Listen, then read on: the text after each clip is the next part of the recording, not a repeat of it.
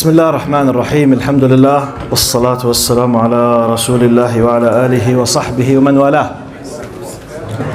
اللهم لا علم لنا إلا ما علمتنا إنك أنت العليم الحكيم. اللهم وتب علينا إنك أنت التواب الرحيم. السلام عليكم ورحمة الله وبركاته.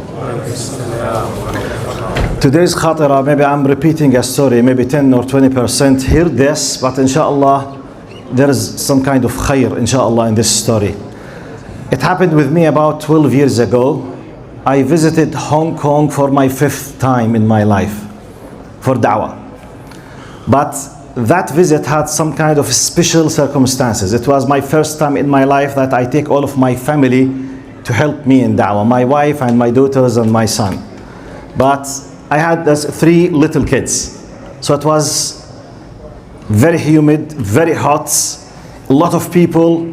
I was giving 2 intensive courses about Islam for young youth and for adults about Islam in English. And my wife was teaching as well and my daughters were helping. So from one angle it was amazing, beautiful from spiritual point of view, but it was too burden in the same time. This is part of the story. You need to know this.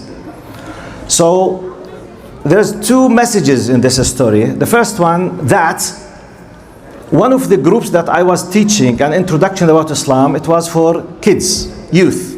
The average of their ages, it was between 12, 13 up to 17, 18. Full class. Now in this class, all of them, they were born as Muslims from Chinese origins or Pakistani origins. Just one person, he was around 13 and a half. He was from Chinese family.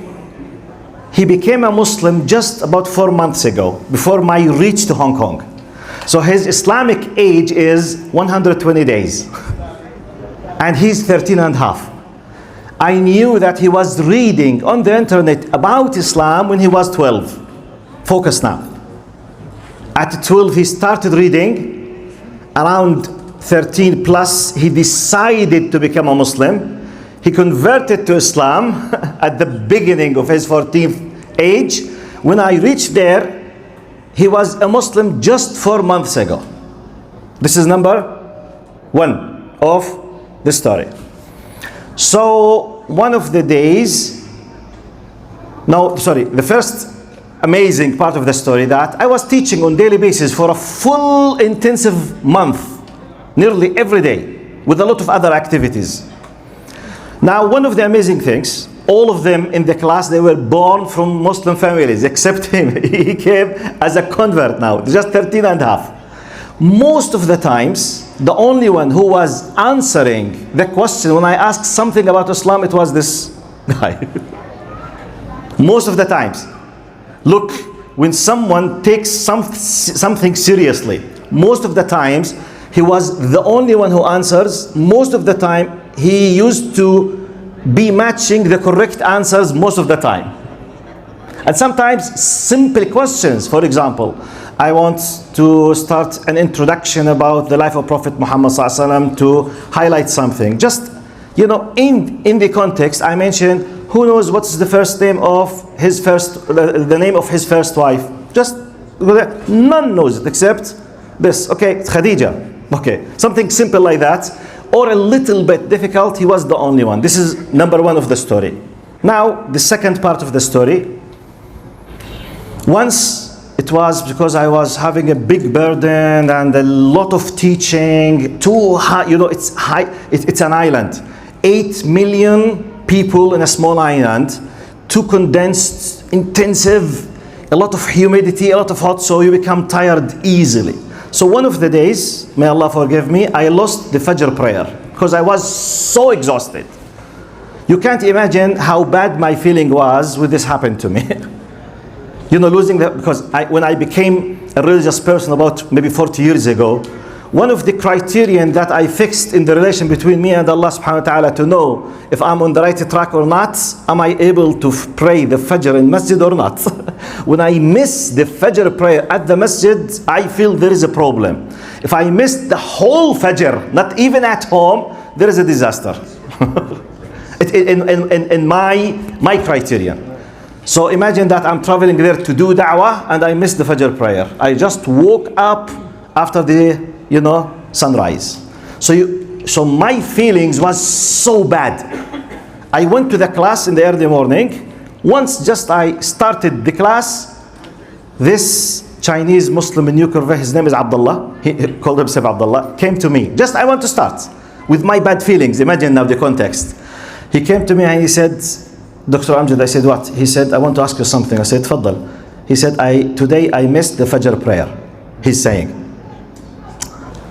this is the last thing I want to discuss in my life now. Because I myself feel very bad. And I'm not a role model now to give a nasiha. Because I myself lost the Fajr prayer.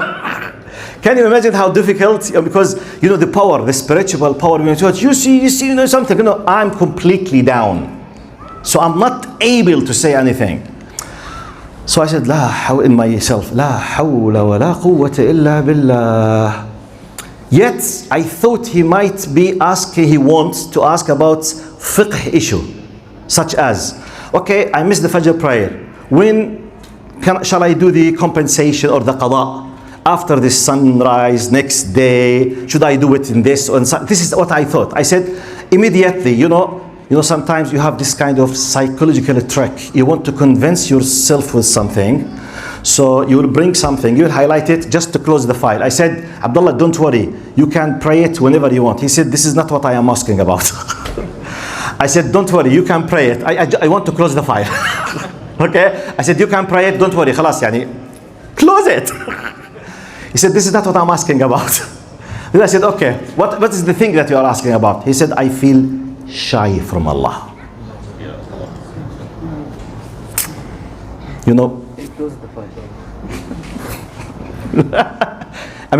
Can you recall my feelings at that time? 12 years ago, I was 42 or 43. So at that time, I was practicing Fajr prayer as a practicing Muslim about 30 years. I remember myself, it took me wallahi months and years just to fix this thing in my life. I was struggling. So now I'm facing a 13-and-a-half-year-old Chinese boy living in Hong Kong. His Muslim age is just 120 days. He was able, and he became a Muslim by reading. His father and his mother, both of them are atheists. He has no families. In China, since ages, they don't have just one child.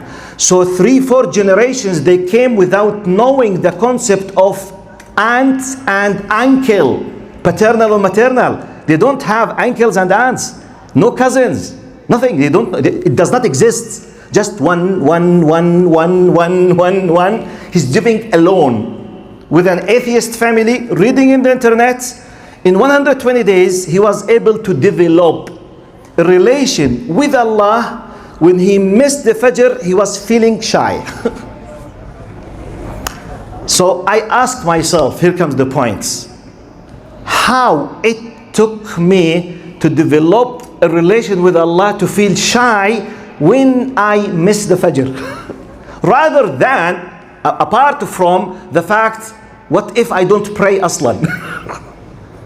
I'm talking about someone who's praying, but to what degree really I feel sorry or shy. Look, he did not say sorry, I feel shy.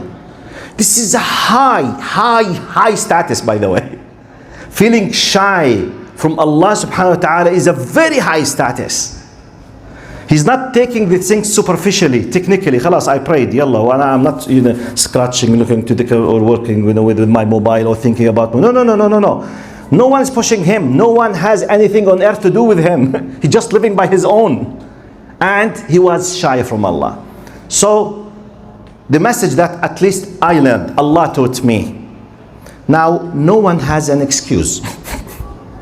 No one has an excuse. When you see someone, I think if you lived in Hong Kong or visited Hong Kong, you know what does Hong Kong mean. All what you can imagine on earth does exist in Hong Kong. Everything. If you want to do anything on earth, you can do it in Hong Kong. So he's living. The whole system supports him to do whatever he wants. Yet he decided to become a worshipper and a believer and a submitter to Allah subhanahu wa ta'ala. This is a message for the youth. Because sometimes, my circumstances, I don't know, my father, my mother, public school. No. If you want something, wallahi, if you decided. This is for you and for me. The other message, now, wallah, it's good to look to this hero. For me, he's a hero because he taught me a lesson. Because when I compared myself with him, I felt shy.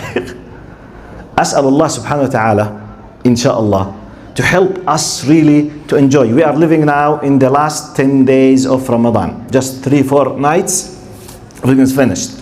If we do not leave Ramadan and the last 10 days without tasting part of this beauty, like the one that the Chinese new convert Abdullah has tasted, we might be losers. Really ask yourself, why I'm not feeling this feeling? No problem, still we have plenty of time, alhamdulillah, because it's a matter of a moment, by the way, just to have this beautiful feeling. Just expose your heart to Allah subhanahu wa ta'ala honestly, genuinely. Ya Allah, I want to be closer from you. Be sure that Allah subhanahu wa ta'ala, because Allah already said it, Inni qareeb, He said it, I'm too close to you. But I myself, have I decided to accept Him as a close Allah to me? It's my decision. Allah has already taken the decision. Inni qareeb. When you want me, I'm ready. But Allah will not force me.